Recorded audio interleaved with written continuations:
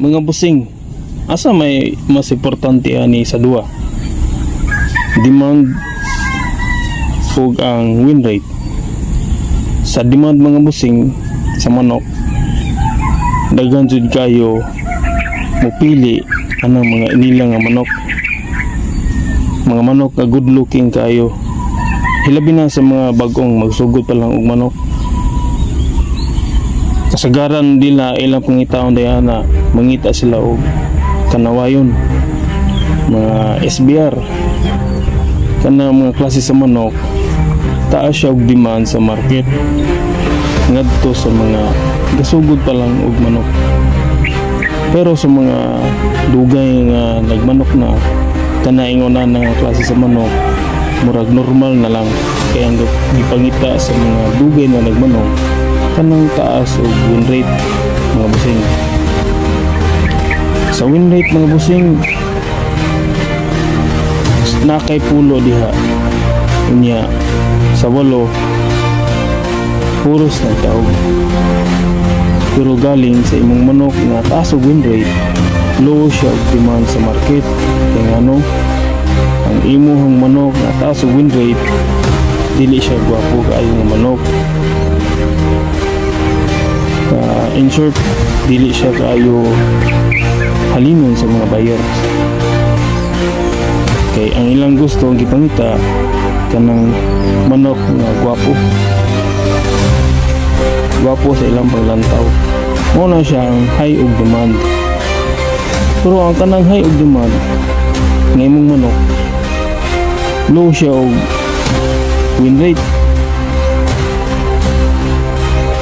O tinuod sa primero mga busong, kanang high og demand nimo sa manok, halinon jud kayo na sa market dayon. Labi na kung gwapo nga manok, kanang usong nga manok jud, halinon jud kaayo dayon sa market. Pero ngadto sa kadugayan mga busong, kanang giingon nimo nga high og demand na manok pero low siya win rate, mabot yun ang panahon nga magkaan na magkawala na iyang demand sa market. Kaya ano, wala na buyer nga mo bisita sa imong manok kay low man siya win rate.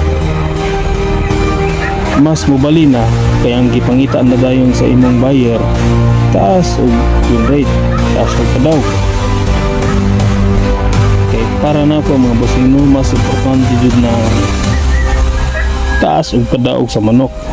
Kay mag-unsa man ng high og demand siya kay gwapo nga manok pero low siya og win rate, mas piliyon jud nako ang manok nga taas og win rate. Bahalag dili na kaayo siya gwapo nga manok pero ang gihatag sa imuha taas siya og win rate, so malipay ka mga busing. Kaysa anang gwapo nga manok pero magbuol pud ka kay laban mo pud kapildi sa imong manok. So mas importante jud na mga busing, ilabi na sa mga bagong sugod pa lang, piliyon jud ang taas og win rate.